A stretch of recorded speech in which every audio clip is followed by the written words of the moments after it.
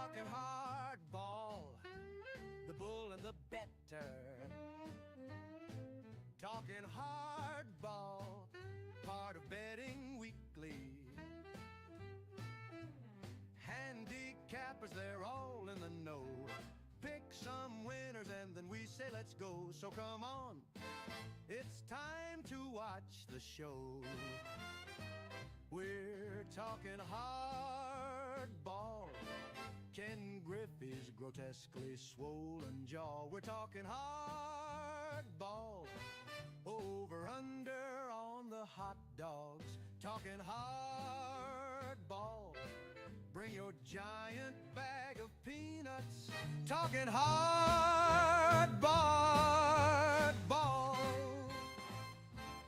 Happy Monday to everyone out there. Welcome into Betting Weekly Hardball. I'm Doug Kezirian alongside professional handicapper and bettor Chris Macero as we attack the baseball card. Yeah, the weather's changing a little bit, at least in some parts of the U.S., and may signify football season, but we are locked in on baseball here on Betting Weekly Hardball. Chris, you are you're across the city of me here in Las Vegas.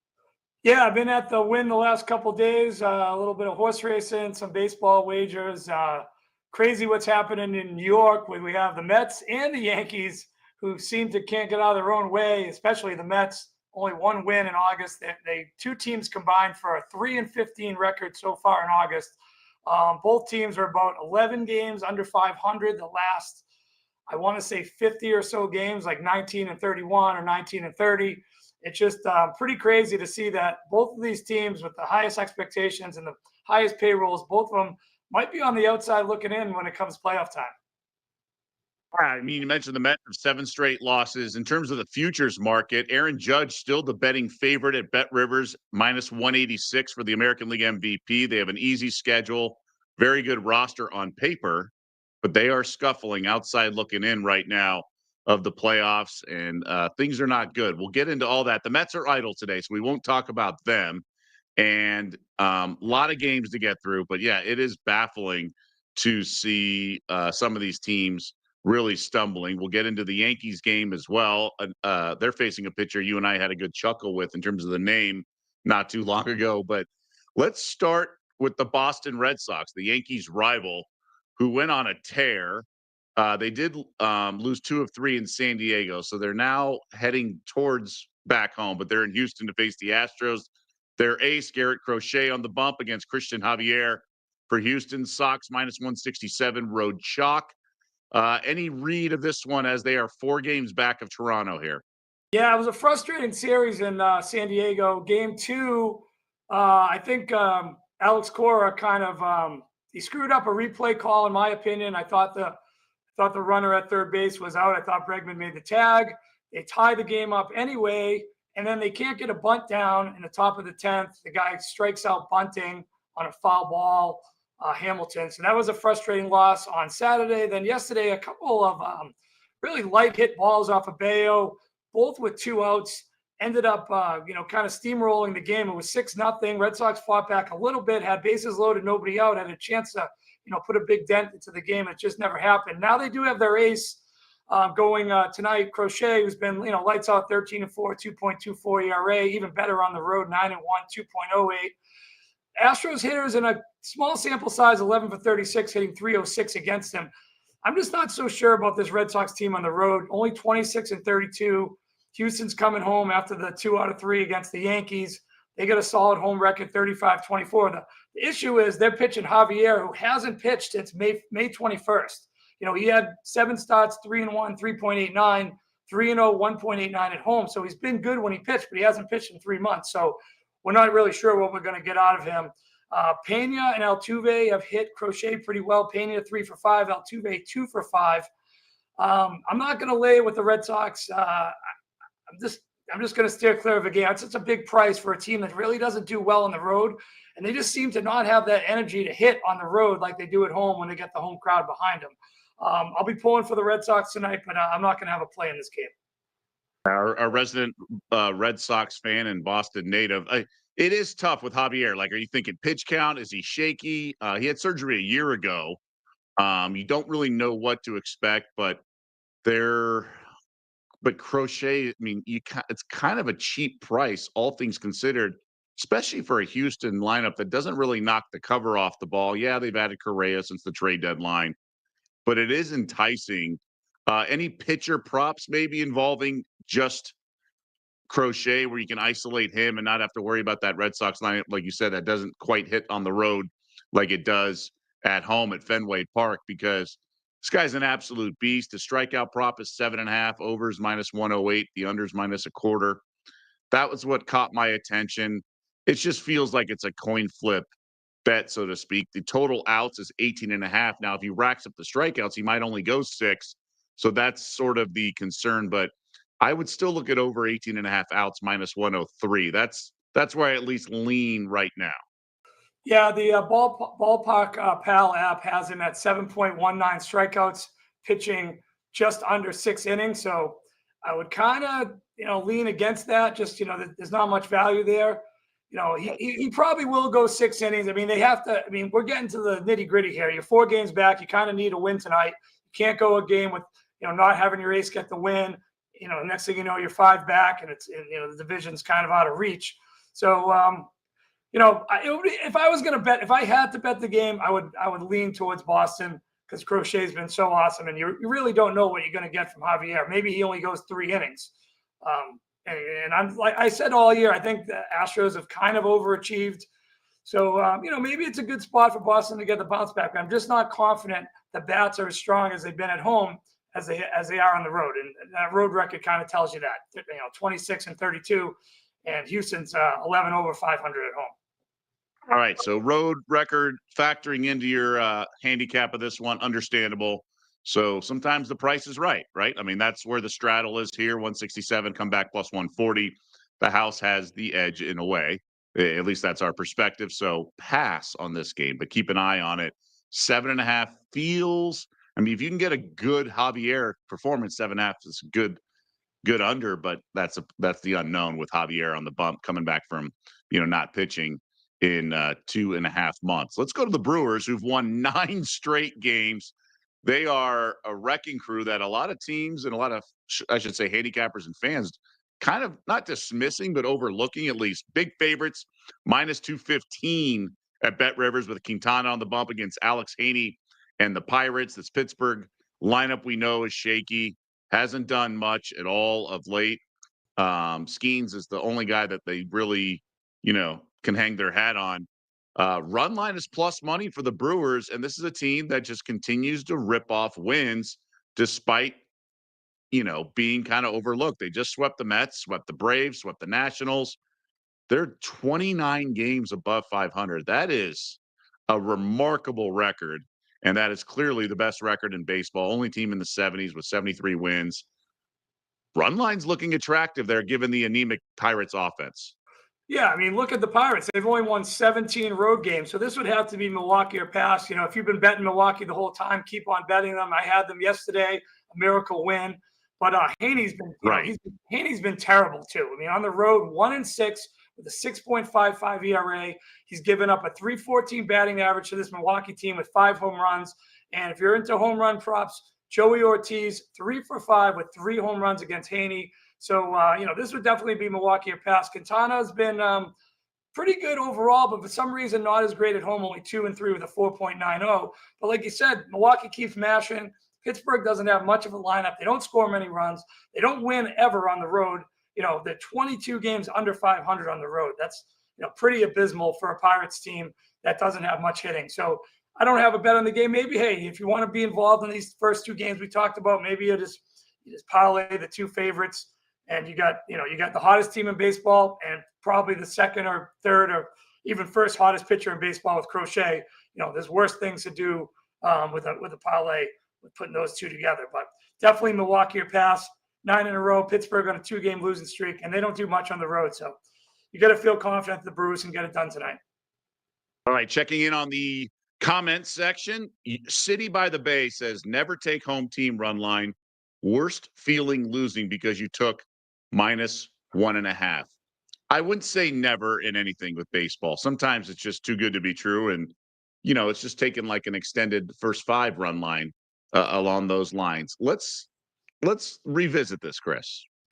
A lot of times we as bettors get lost in the weeds with stats, whether it be pitching performance versus that team, lefty, righty, home, road. At some point, you can just look at this and be like, 9 straight wins. They're rolling. Haney's been terrible. Pirates offense doesn't do anything. You're giving me plus money on the run line. Why should I not bet the Brewers -1.5? Yeah, I mean, I can see your point, but to the comment by the city by the bay, yeah, I'm not a big fan of laying the run line at home because you don't get the extra at bat. Sometimes you're just you're good enough to walk it off. I've seen that. You see it all the time. I mean, look how many Red Sox games they've lost on a walk-off fashion where they only, I think it's 22 one-run games they've lost and 14 walk-offs or something ridiculous. So that's 14 games where they only won by 1 run. It's tough to do. I see your point. Pittsburgh's not very good. They're probably not going to put up many runs. They average about, 3.5 runs and probably less on the road. I don't have the exact number, but I get, if you're getting plus money, it's not a horrible bet because you're getting plus money, but it's just like the comment person said, it's a horrible feeling when you win the game, but you still lose. It is a horrible feeling. There's no doubt. Now there's the 3-way line in the first 5, which is -134. So they have to have the lead after 5. I'm going to make a bet on the 2-way line -182. So that's the first 5 2-way money line. So you do get push if it's even. I think that's a little bit more enticing than the -215. Now, the reason it is because sometimes you see it offset the other direction, but there's just such an advantage. You mentioned the Red Sox unable to bunt the runner over in the top of the 10th, things like that. You do have a huge advantage once it gets to ghost runner to know what you need in the bottom half of the inning. If the other team doesn't score, you can do the sacrifice. You're you have definitely leverage, and that's why the higher money line. But I'll lay the 184 or 2 here with the Brewers in the 5-inning 2-way line. By the way, if you like what you hear on our show, sign up for the newsletter, get exclusive tips and the free Insider magazine. Sign up for free at bettingweeklystudios.com. And we want to just encourage everyone to also like and subscribe here at the Bet Rivers Network Betting Weekly umbrella. We're over 10,000 subscribers. About a month or so ago, we passed that milestone. So keep it up. And we really appreciate your efforts on that front because that's how we maintain this show being free. Okay, we'll keep it moving here on the show. You mentioned the Padres, who just took 2 of 3 of the Red Sox. They are in San Francisco, a little divisional matchup, interesting matchup with San Diego. Just 2 games back of the Dodgers. You and I, a couple of weeks ago, grabbed 18-1 to win the division. Well, now San Diego's 2 games back. They're in San Francisco facing Logan Webb and the Giants. Webb, so much better at home. We've talked about his splits. -137 despite a shaky lineup. And Yu Darvish on the bump for San Diego. Any read here? Well, Yu Darvish, it's tough to get behind him, especially on the road. He has he had 1 solid start this year at home. I think it was 6 and I think he pitched 6 2/3 innings. He didn't give any runs, but besides that, every other start has been terrible. I mentioned before I had a friend who's been taking over earned runs every time Yu Darvish starts. It's cashed every start except 1. He's 0-2 with a 10.22 ERA on the road. You don't expect the Giants to mash. They don't have a big lineup, and they've been just terrible ever since they picked up Devers. But I don't know. This game is a little weird. A couple of guys hit Webb pretty well. Machado 13 for 39, 333. Arise 9 for 17 at a 529 clip, and Gavin Sheets 5 for 11 at 455. So couple of guys that do hit Webb good. We've heard the stats about Webb at home, how great he's been. He's been a little shakier of late, pitched well last time. I'm rooting for the Padres here because, like we mentioned, we got in on the division bets earlier. And, I still think if you can still get involved in this division, there's no reason not to. The Padres, overall, the Padres seem to have a better team to me than the Dodgers. The Dodgers, the lack of bullpen, anyone coming out of the bullpen has been a disaster. I mean, they blew 3 of their last 4 games in the back end of the bullpen. They're not hitting. They're getting a couple home runs here and there, but they're not stringing together those big innings like they used to be. And they just have a lot of flaws. And if you could still get in Padres plus 400, plus 350 for the division. I still think that's a really solid way to play this. I'm just not sure about tonight. Darvish has been really rough on the road, and Webb does have those good stats, even though a couple guys hit him pretty well. I'm going to sit this one out. I just can't get behind Darvish. He's been too rough. Well, I know, and I was looking at under 7.5 because if you can get a typical good performance from Webb, you just need a decent performance from Darvish to keep this under. This could go 3-2 either way. I mean, Darvish, if he goes 6 and gives up 3, it's not a good outing. It's just not a terrible outing. And you can sneak under this, even with the 4-3 Padres win, if the late rally against the Giants bullpen. Under 7.5, I feel like I'm going to kick myself for not pulling the trigger. But to your point, with Darvish on the bump, so unreliable right now, particularly on the road, I'm just going to have to pass. But, man, it is tempting because I do think Webb's going to throw some BBs tonight. And I think there's a little bit of a hangover effect with an emotional kind of series with the Padres. I thought that was – I mean, there were a lot of Red Sox fans in San Diego this weekend. I know plenty that came into town. I know plenty in L.A. that drove down. So I just wonder if this is a little bit of a hangover, but maybe they have bounce in their step, kind of gaining ground on the Dodgers. Dodgers blew it in the 9th yesterday. Padres win. That's picked up a full game. So maybe there's a lot of positive momentum on that front. By the way, soccer season is here. In case you missed the new show, it dropped on Friday here in the Betting Weekly umbrella. Betting Weekly English Premier League, the first episode of the season. Nigel Seeley, Jack, and Dan preview the upcoming season, discuss their favorite futures plays ahead of Liverpool versus Bournemouth. I'm not doing the show, guys. I might butcher some of these soccer names, but it's the first, it's the opener. How about that? Friday's opener upcoming, but they know what they're talking about. That's much more important than I do with the pronunciation of some of these as well.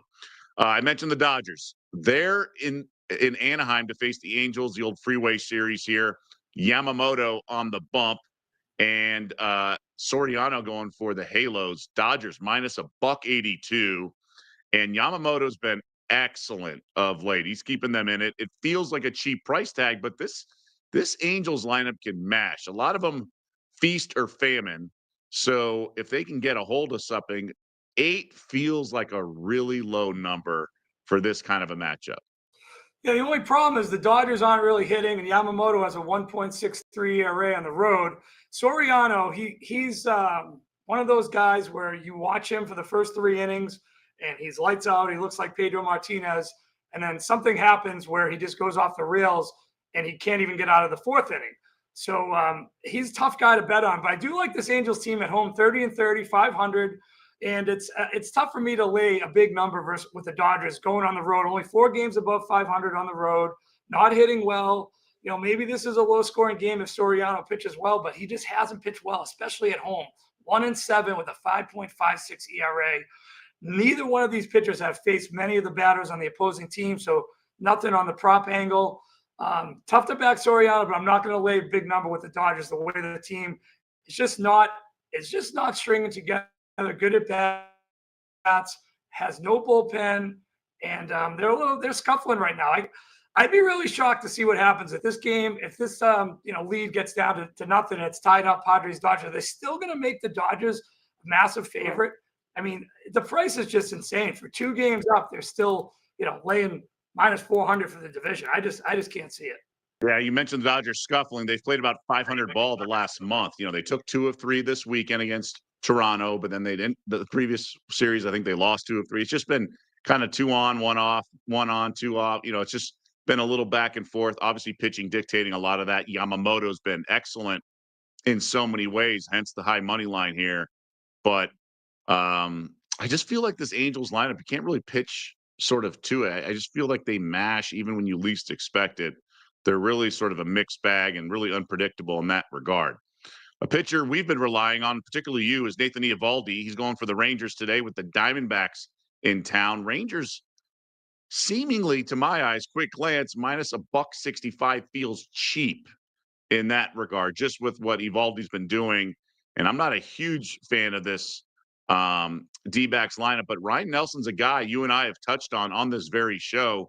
He's been sneaky decent, and that's why the money line is only 165 and not like 195. Any read here? I know the total 7.5 and juice to the under. So I was looking for a game to hammer today, and I was thinking this was going to be the game. But then you look at it, and Texas has lost 4 in a row. And I know the D-backs only beat Colorado, but they've won 3 in a row. And you just can't go in big on a game like this when two teams are on the opposite streaks.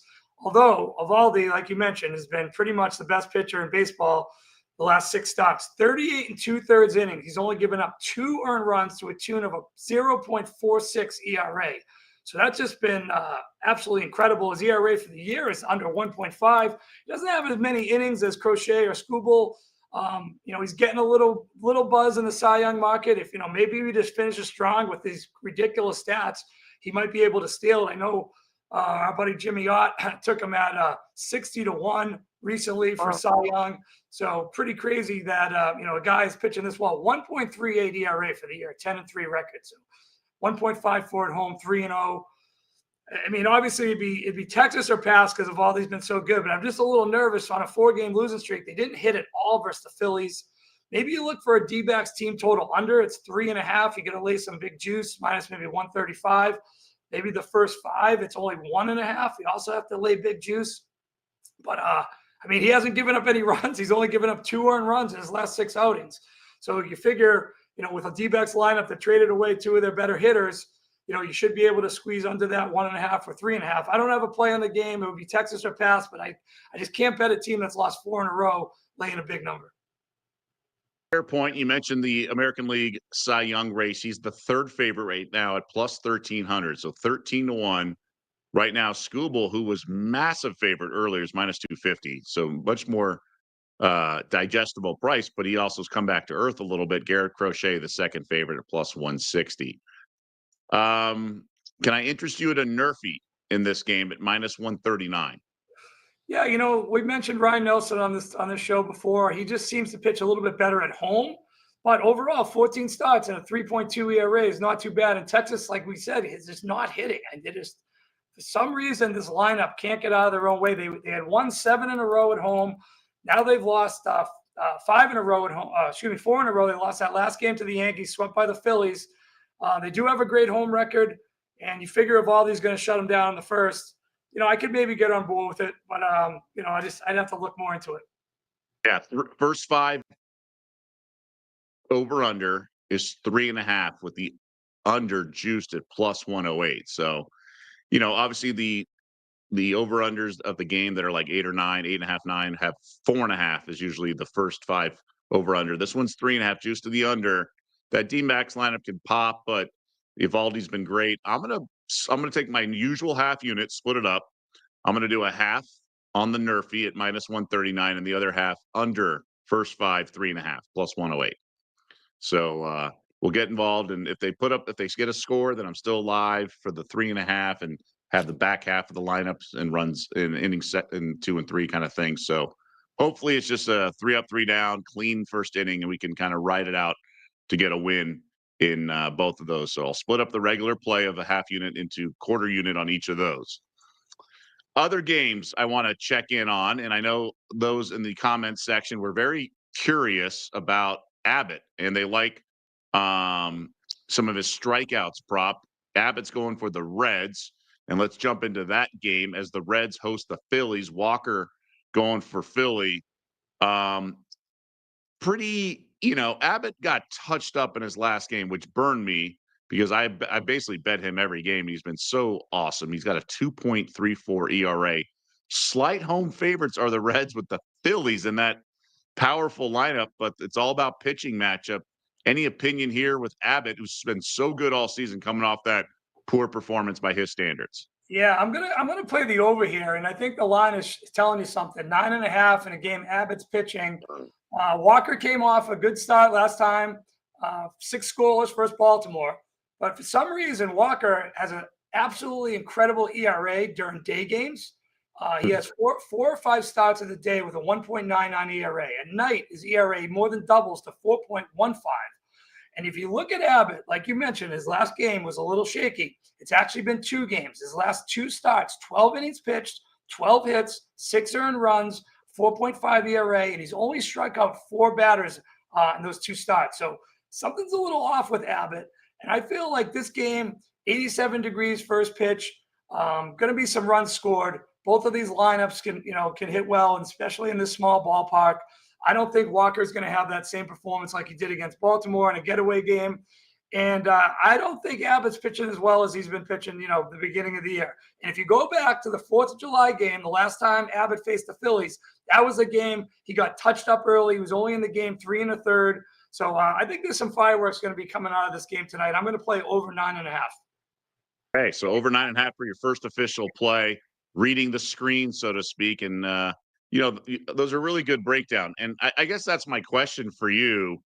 When you see a guy like Abbott struggle, he could be hitting a wall. I mean, there's a lot of reasons for that, but he's been so good all year. How do you know the math people will say, well, take the larger sample size, regression back to good pitching. How do you decipher and weigh those sort of conflicting theories?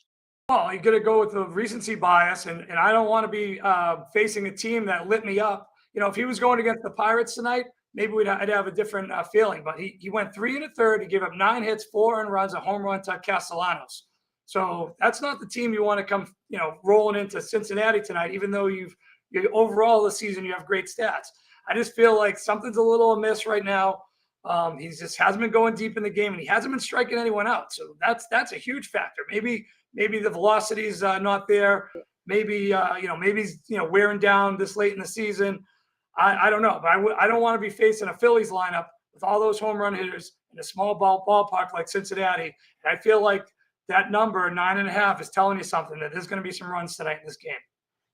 Yeah, I mean, you can see pitchers wearing down. I was on the Nationals of all teams in the first 5 yesterday because Verlander, I watched that game the previous time Verlander pitched, and he got out of bases loaded jams left and right against the Pirates. And I was like, man, he's kind of running on fumes right now. And the Nats put up a 4 spot in the top of the first and got to him right away. So sometimes you can just tell with the velocity, like you mentioned. Adam Osimo says, going back to our other game, Eovaldi's undefeated at home, and the last time the Rangers have lost when he starts was June 27th. Also, Eovaldi has only allowed 2 runs in the last 38 innings. So certainly impressive work on that in that regard. And just love everyone getting involved here and joining the conversation and things along those lines. Tigers, they're not going away. They're playing still playing some really good baseball. 68-51, 17 games above 500. They're in Chicago to face the White Sox. Now, Chris Paddock, who they acquired at the deadline, goes for Detroit. Peguero, who's got an ERA just under 5. Tigers feel a little cheap here, Chris, at $1.43, but it's also Chris Paddock, who we've discussed actually pitches okay against bad lineups. And I would classify the White Sox as a bad lineup. Yeah, the problem is I went with that theory last time, the bad lineup versus the Twins, and he gave up 3 runs in the first inning. He was knocked out of the game by the third. He has been a train wreck. He hasn't pitched well all year, anywhere. 4-10, 4.91 overall. Even worse on the road, 2-5 with a 5.40. This lineup has hit him well, 15 for 51 with 3 home runs. Another game where I think the lean has to be to the over. The White Sox are throwing out Peguero, his first start. He's only had 6 appearances, lofty ERA of 4.91. He's only pitched 7 innings all year, 8 hits, 4 earned runs. So how long is he going to go? And then you're going into the White Sox bullpen, which obviously isn't too sharp. They got a nice win yesterday over Cleveland. Both of these teams have been hitting of late as well. So I could see this continuation of some runs being scored, 2 really weak pitchers, high ERAs, and you got an 8.5 total at Bet Rivers. I would be going over that 8.5. I'm not as strong on this total as I am on the Reds Phillies total, but I'm definitely leaning over here in Texas White Sox. Tigers White Sox. Right. Okay, so you touched the stove the last time Paddock pitched. Got a little hot for you. You're not willing to touch the stove again. Just learn your lesson. It's like me in the WNBA. I was heavy on the Storm recently. I was like, oh, it's a must win. They've lost 2 in a row. Got burned. They blew it. Fortunately, I have not been martingaling it. They've lost 5 straight and not going back to the well. So sometimes you just got to, take your ball and go home and not keep trying to get that W. And that's the scar tissue we have as veteran bettors to know when to walk away.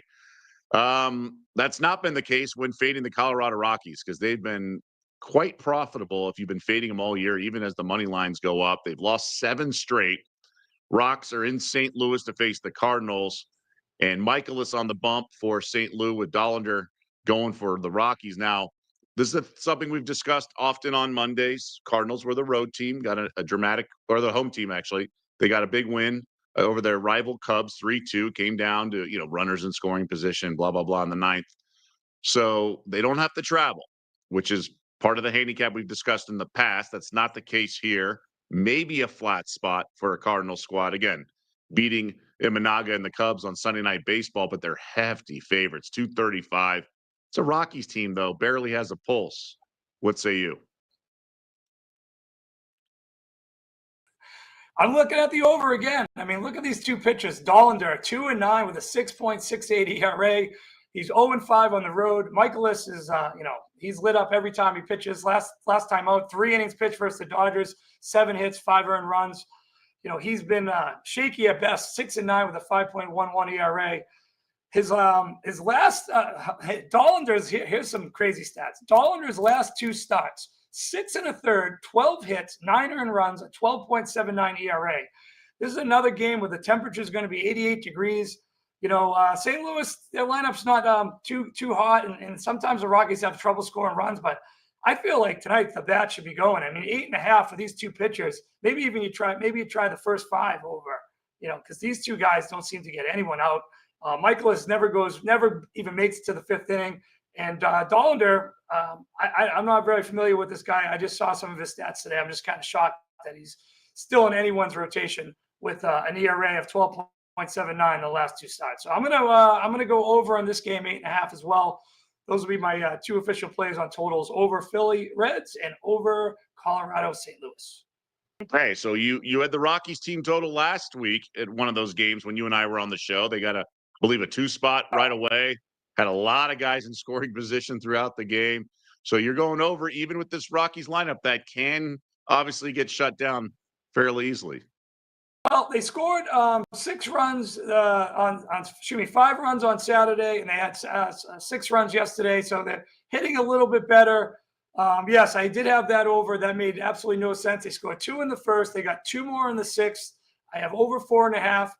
There was some crazy catches at the wall by Toronto that saved some runs. And like you mentioned, they had base runners all over the place. That was a very frustrating night. I was texting you about it. I could not believe what I was watching, but that's what you get when you bet something to do with the Colorado Rockies. I only laugh because we've all been there, right? Like, it's the misery. It's, you're on the right side of something, and it's just a slow death. The slow motion, something falling off the table. You just see it coming a mile away, and it's, what is going on here? Sometimes it can just be good handicap, bad result, and sometimes that's the case. So any interest here with the Cardinals? You just can't lay that lumber, no run line. I mean, again, Rockies just they're showing up for us and just giving us winners, 7 straight losses. Yeah, I know. Yesterday I looked at it, but it was 280. I'm like, I'm not going to play 280. And I look up, it was 3-0 right off the bat. I'm like, why did I just play Arizona? So no, I'm not going to lay it again. Eventually they're going to win a game here, and I just think the over is the play. I really think both of these pitchers are just, they're not getting anyone out, and you get a nice warm night in St. Louis. I feel like the ball should be flying out of there. And it's only 8.5, and I think it's depressed a little bit because the Rockies don't have nights where they only get 1 run or 2 runs. But against Michaelis, they should be able to get 3, and I think St. Louis should be able to get 5 or 6, and hopefully we can get over this 8.5. And of those 6, so they've lost 7 straight. 6 of those losses have covered the run line in terms of if you wanted to bet the favorite. One team we sort of buried at this, and that's on me. This one on MLB Network. Primetime game, a lot of eyeballs with the Yankees hosting the Minnesota Twins. Warren's going for New York as they are a big favorite over your guy, Zebby Matthews, who actually pitched well when we discussed him the last time he was on the show. He had 5 innings, 1 earned to Detroit, but before that, he's been touched up. The Yankees lineup showing signs of life. Obviously, Judge is back. Some of the other guys are hitting. Valdez just didn't pitch well on Saturday. A lot of nibbling, and then the Astros got to Max Fried yesterday. But the Yanks lineup at least has gotten to the point where it's, in my eyes, at least respectable. Now the Judge is there, and some of the other guys are starting to hit. Goldie getting some hits as well. So $1.90 feels right if Zebby Matthews lives up to his name, so to speak. Yeah, I made fun of Zebby last week, and he did pitch well. Like you mentioned, 5 innings, only gave up 1 earned run. But what caught my eye is he had 6 strikeouts. And if you go to Ballpark Pal app today, they're predicting him for 6.5 strikeouts. And the Yankees lineup that strikes out top 10 in baseball, actually, they're the 9th most prolific team striking out. So I found a 5.5 on the K prop. I'm going to play that.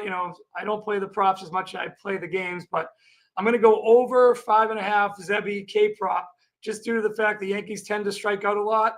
And you mentioned it. Zebby has pitched pretty good last game, and I feel like they'll leave him in there. Warren, I could never lay -190 with Warren. He's been, he's had some really rough outings. And you can't back this Yankees team right now. Yesterday, Jason Alexander, the headlines write itself. Jason Alexander comes to New York, almost no hit the Yankees.